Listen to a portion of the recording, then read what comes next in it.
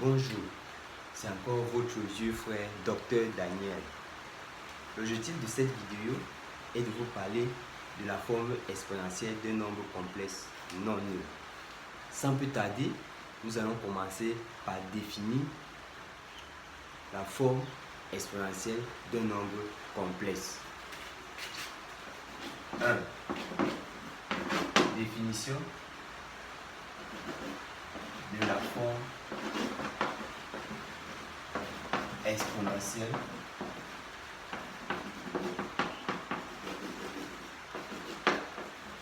d'un nombre complexe non nul. Tout élément appartenant à l'ensemble des nombres complexes non nuls, que je vais appeler C étoile, tout élément appartenant à l'ensemble C étoile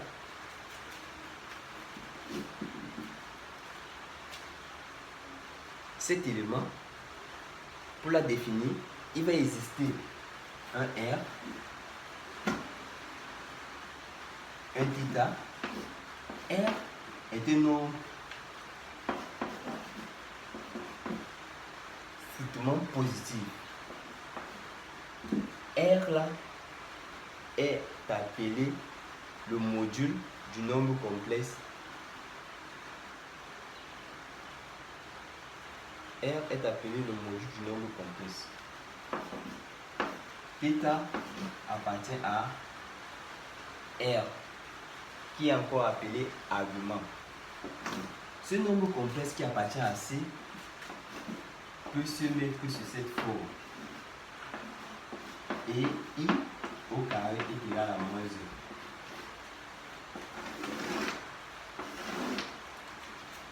1. Tout élément dans C étoile sous sa forme trigonométrique, sous sa forme exponentielle, se met sur cette forme. Ceci est appelé la forme exponentielle du nombre complexe Z. Nous allons passer au deuxième point, qui est la démonstration de l'égalité du cosinus de θ. Le cosinus de θ plus I sinus de θ est égal à exponentielle de θ. C'est-à-dire, nous allons essayer de trouver un rapport entre la forme exponentielle et la forme trigonométrique. 2. Démonstration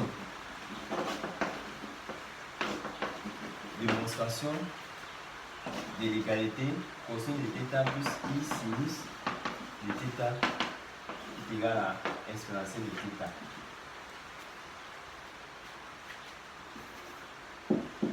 Prenons un élément dans C étoile.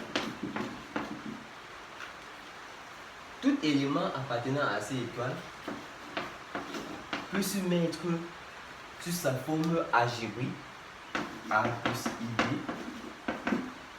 sur sa forme trigonométrique et ensuite sur sa forme exponentielle avec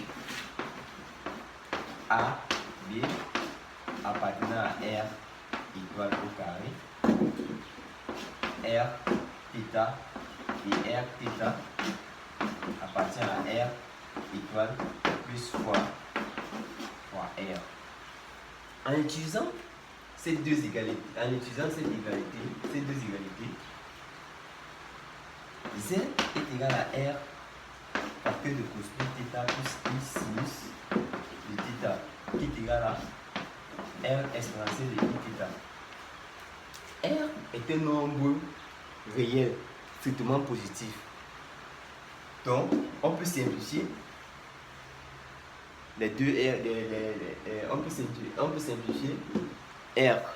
En simplifiant R, nous aurons cosinus de θ plus I sinus de θ est égal à exponentielle de I θ. D'où l'égalité démontrée. Ceci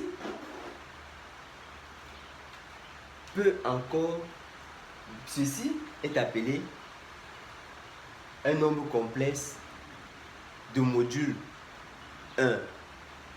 Un nombre complexe de module 1, en utilisant cette expression, si nous avons un nombre complexe de module 1, c'est-à-dire R est égal à 1, ça va faire en sorte que nous aurons cosinus de θ plus I sinus de θ est égal à exponentielle de θ. L'égalité démontrée.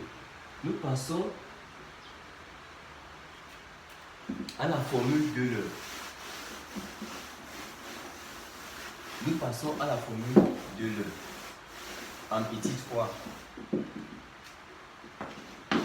Formule d'Euler. Ici, je vais vous montrer comment démontrer les différentes formules d'Euler. Nous allons prendre toujours un R et un θ appartenant à R étoile plus fois R. En utilisant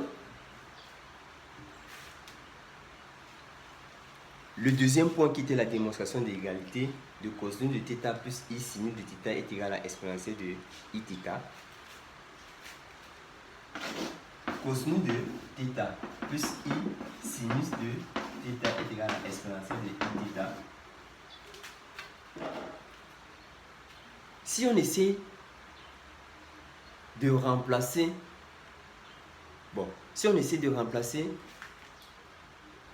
θ par moins θ dans cette expression, nous aurons cosinus de θ, cosinus de moins θ plus I sinus de moins θ est égal à exponentielle de moins Iθ. Ceci implique que nous aurons cosinus de θ plus I sinus de θ est égal à exponentielle de Iθ cosinus de θ moins I sinus de θ est égal à exponentielle de moins Iθ. Cette deuxième égalité est encore appelée le conjugué d'un nombre complexe de module 1. Le conjugué d'un nombre complexe de module 1. Pour une petite remarque, tout nombre complexe appartenant à C étoile, automatiquement, il va exister son conjugué qui appartient à C étoile. Comme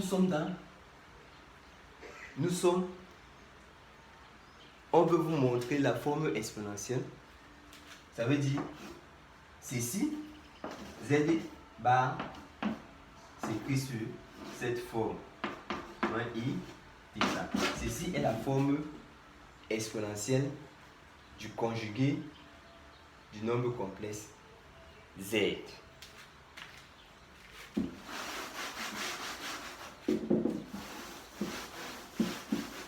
En utilisant ce système,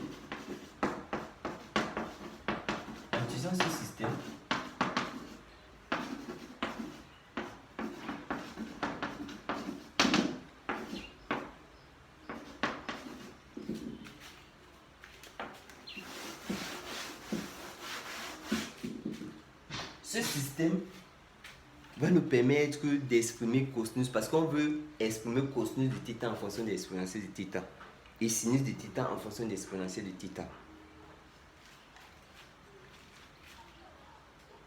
Pour exprimer cosinus de θ en fonction de l'exponentielle de θ, nous utilisons ce système et on essaie d'additionner membre par membre. En additionnant membre par membre, nous aurons 2 cosinus de θ qui est égal à exponentielle de iθ plus exponentielle de moins iθ. Cosinus de θ est égal à exponentielle de iθ plus exponentielle de moins iθ, le tout sur 2. D'où la première formule de l'heure. On vient d'exprimer cosinus de θ en fonction de exponentielle de θ. Nous passons à sinus. Pour exprimer sinus de θ en fonction de l'exponentielle de θ en utilisant ce système d'équation, nous allons essayer de multiplier la deuxième équation du système par moins 1. En multipliant la deuxième équation du système par moins 1 et en additionnant membre par membre, nous allons obtenir 2i sinus de θ est égal à exponentielle de iθ moins exponentielle de moins iθ.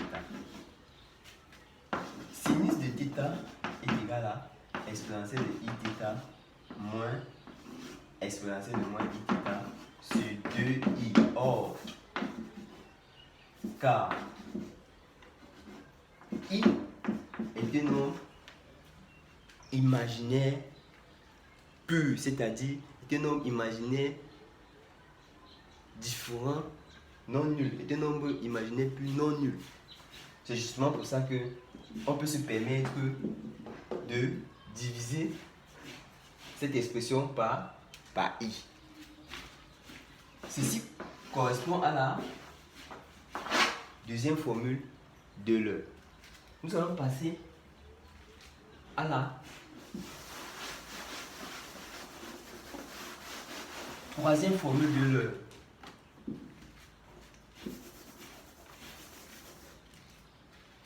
Cosinus de θ plus i sinus de θ est égal à exponentielle de iθ. En prenant un n appartenant à z et en remplaçant θ par nθ dans cette expression, nous aurons cosinus de nθ plus i sinus de nθ qui est égal à exponentielle de i nθ. Le conjugué de ce nombre complexe de module 1, c'est cosinus de nθ moins i sinus de nθ qui est égal à exponentielle de moins i nθ. En additionnant membre par membre, nous aurons 2 cosinus de nθ qui est égal à exponentielle de i nθ plus exponentielle de moins i nθ. Cosinus de nθ qui est égal à exponentielle de i nθ plus exponentielle de moins i nθ sur 2. Ceci correspond à la troisième formule de l'heure. Ceci correspond à la troisième formule de l'heure. Nous voulons exprimer maintenant sinus de nθ en fonction de exponentielle de nθ. Pour exprimer sinus de nθ en fonction de l'exponentielle de nθ, nous allons multiplier la deuxième équation du système par moins 1. En multipliant la deuxième équation du système par moins 1 et en additionnant membre par membre, nous aurons 2i sinus de nθ qui est égal à exponentielle de i nθ moins exponentielle de moins i nθ. Sinus de nθ qui est égal à exponentielle de i nθ moins exponentielle de moins i nθ sur 2i. Or, i est un nombre imaginaire non nul. D'où la quatrième formule de l'heure. Nous allons passer au quatrième point. Avant de passer au quatrième point, la formule de l'heure nous permet de linéariser. La formule de l'heure nous permet de linéariser cosinus de n θ ou sinus de n θ, c'est-à-dire de mettre cosinus de n θ sous forme de combinaison de cosinus de kθ ou sinus de kθ. On va prendre un exemple. On nous demande par exemple de linéariser cosinus de n θ. Pour linéariser cosinus de n θ, nous allons d'abord utiliser l'expression de Euler. Cosinus de θ est égal à quoi? Cosinus de θ, on avait exprimé cosinus de θ en fonction de θ. Cosinus de θ était égal à exponentielle de θ plus exponentielle de i moins iθ sur 2. Comme c'est cosinus de θ à la puissance n, on va mettre tout ça à la puissance n. En faisant sortir 1 demi n, nous aurons exponentielle de iθ plus exponentielle de moins iθ à la puissance n. En utilisant le binôme de Newton, nous aurons 2 à la puissance n qui est égal à la somme des k allant de 0 à n de combinaison de k dans n exponentielle de iθ à la puissance n moins k multiplié par exponentielle de moins iθ à la puissance k. Ceci est la formule générale de la linéarisation de cosinus de θ à la puissance n. Nous allons passer avec sinus. Sinus de θ à la puissance n. En remplaçant sinus par sa valeur, nous aurons exponentielle de iθ moins exponentielle de moins iθ sur 2i le tout à la puissance n. En mettant 1 sur 2i le tout à la puissance n en facteur, nous aurons exponentielle de iθ moins exponentielle de moins iθ à la puissance n. Ceci, en utilisant le binôme de Newton, nous aurons somme des k allant de 0 à n de combinaison de k dans n de exponentielle de iθ à la puissance n moins k multiplié par moins exponentielle de moins iθ à la puissance k. Donc, sinus de n θ. Sinus de θ le tout à la puissance n peut encore s'écrire sur cette forme.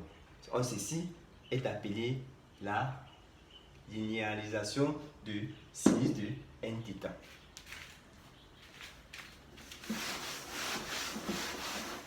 Nous passons au quatrième point. Le quatrième point, c'est, je vais vous montrer comment mettre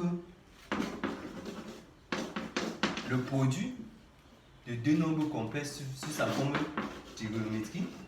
Le rapport sur sa forme exponentielle est important pour moi. Le rapport de deux nombres complexes sur sa forme exponentielle, l'inverse de deux nombres complexes sur sa forme exponentielle, la puissance énième d'un nombre complexe sur sa forme exponentielle. Mettre sous forme exponentielle un nombre complexe non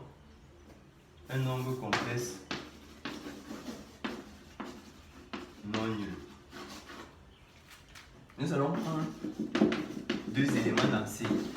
Nous allons prendre Z et Z' appartenant à C étoile, tel que Z est sous cette forme et Z' est sous cette forme.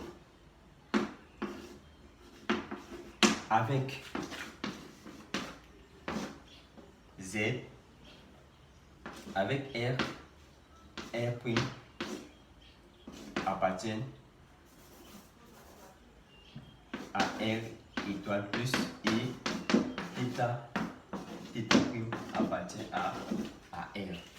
Z fois Z' est égal à R exponentielle de Iθ. Donc je vais remplacer Z par son expression qui est R exponentielle de Iθ multiplié par R' exponentielle de Iθ'. Ça va faire R fois R'. Ça va faire R' exponentielle de facteur. Nous voyons que nous avons un même nombre à la puissance, dont la puissance est différente.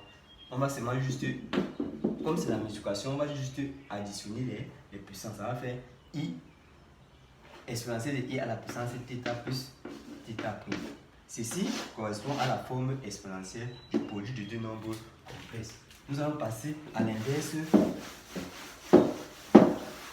d'un nombre complexe. 1 sur Z est égal à 1 sur R exponentielle de Iθ, qui est égal à 1 sur R. En faisant monter exponentielle de Iθ au numérateur, nous aurons exponentielle de moins Iθ. Ceci correspond à la forme exponentielle de l'inverse d'un nombre complexe. Nous allons passer au rapport de deux nombres complexes.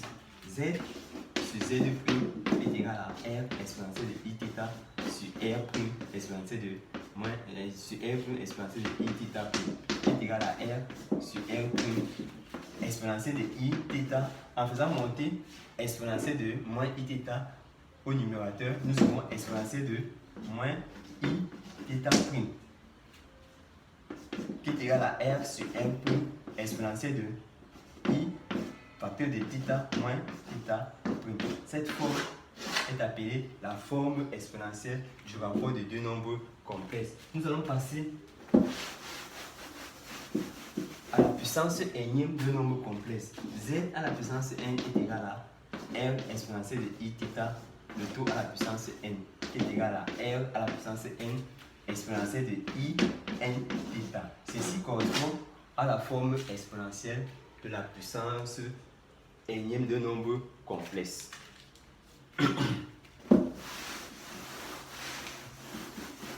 Nous passons au dernier point. Ce dernier point va vous rappeler les formules que vous avez vues en seconde et en première. C'est la transformation de l'égalité, la transformation de l'expression A cosinus de x plus B sinus de x. Nous allons montrons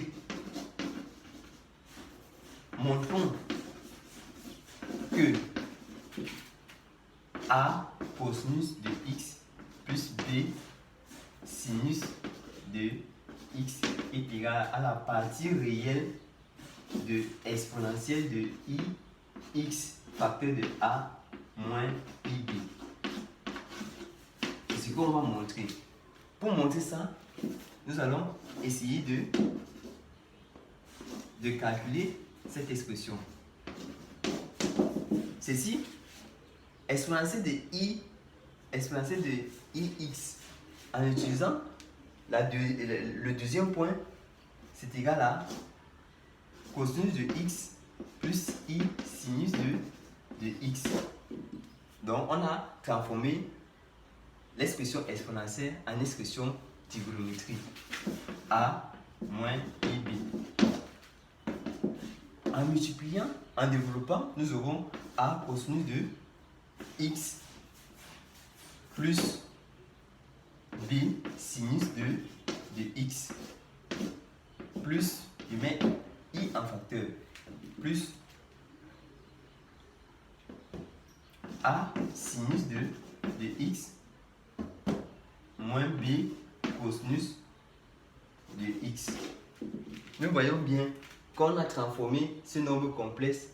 Nous avons mis ce nombre complexe sur sa forme algébrique. Nous avons la partie réelle et la partie imaginaire. Ceci, c'est la partie réelle et ceci, c'est la partie imaginaire. Nous constatons que quoi? Nous constatons qu'en calculant la partie réelle de exponentielle de ix facteur de a moins ib est égal à quoi? C'est égal à a cosinus de x plus b sinus de x. Et la partie imaginaire de exponentielle de ix cosinus de a exponentielle de ix exponentielle de ix multiplié par a moins ib, c'est égal à a sinus de x moins b cosinus de x. D'où la démonstration. Cette démonstration, c'est ce qu'on voulait démontrer. Maintenant, nous allons utiliser cette égalité pour résoudre un exercice. Rappelez-vous bien de cet exercice, un exercice de type seconde ou première. On demande de résoudre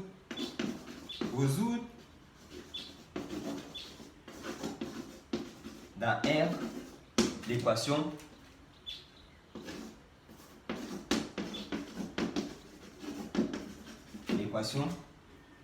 cosinus de x plus racine de 3 sinus de x est égal à 1. Pour résoudre cette équation,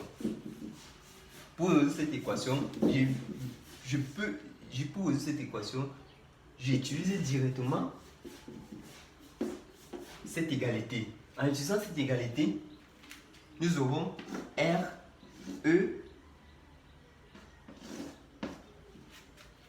exponentielle de ix, parce qu'on a cosinus de x, sinus de x, exponentielle de ix. On ne va identifier A. A correspond à quoi? À 1. Ça va faire 1 moins I racine B, racine de 3, qui est égal à 1. Qui est égal à 1.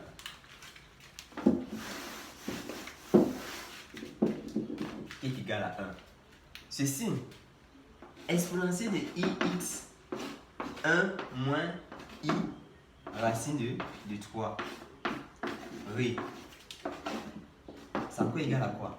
Ceci est égal à exponentielle de ix ré de exponentielle de ix. En transformant ceci sous sa forme exponentielle, nous aurons multiplié par 2 facteurs de quoi? Facteur de cosinus de pi sur 3, cosinus de moins pi sur 3, plus I sinus de moins pi sur 3.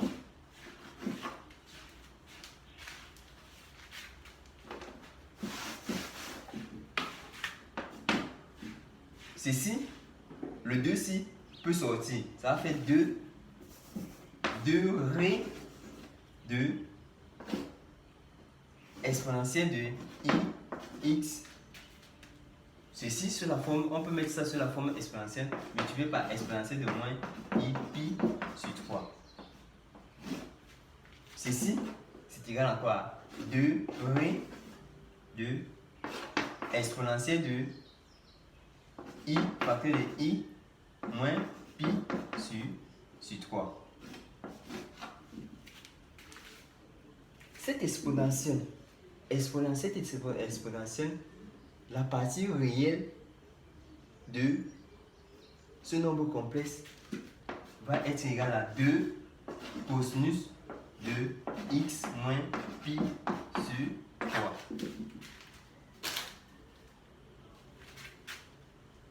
Moins x pi sur 3.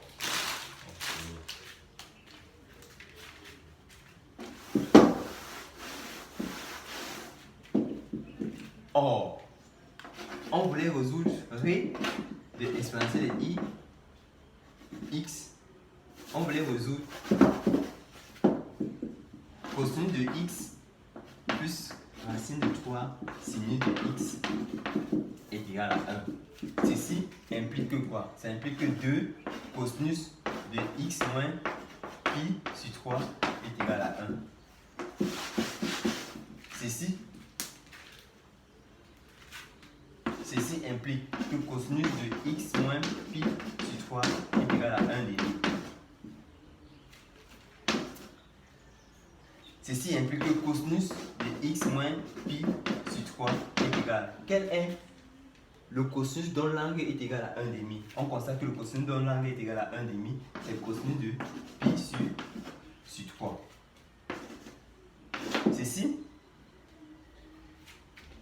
Ceci implique ou pour qu'il puisse avoir égalité, il faudrait que quoi? Il faudrait que x moins pi sur 3 soit congru à pi sur 3 modulo de pi. Soit congru à pi sur 3 modulo de pi. Ceci correspond encore à quoi? Donc modulo de pi ou bien plus ou moins soit congru à x moins pi sur 3 soit congru à plus ou moins pi sur 3 modulo de pi. Ceci nous amène à écrire x congru x est égal à pi sur 3 moins pi sur 3 plus 2k pi, où x est égal à moins pi sur 3 moins pi sur 3 plus 2k pi, avec k appartenant à z. Ceci équivaut à dire que x est égal à 2k pi et x est égal à moins 2 pi sur 3 plus 2k pi. Donc la solution, la R, c'est moins 2 pi sur 3 plus 2k pi, 2k pi avec k appartenant à z.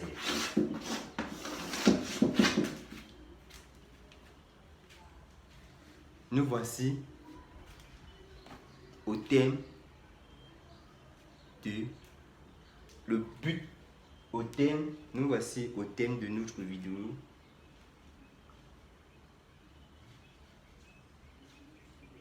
Vous voyez que la forme exponentielle, pour ceux qui vont s'entraîner, vous allez constater que la forme exponentielle est une forme très simple et ça permet de résoudre facilement et simplement certains exercices. Pour ce, je vais vous demander de me critiquer en commentaire. Critiquez-moi en commentaire. Pour ceux qui n'ont pas bien compris, peuvent m'écrire en commentaire. Sur ce, bye bye.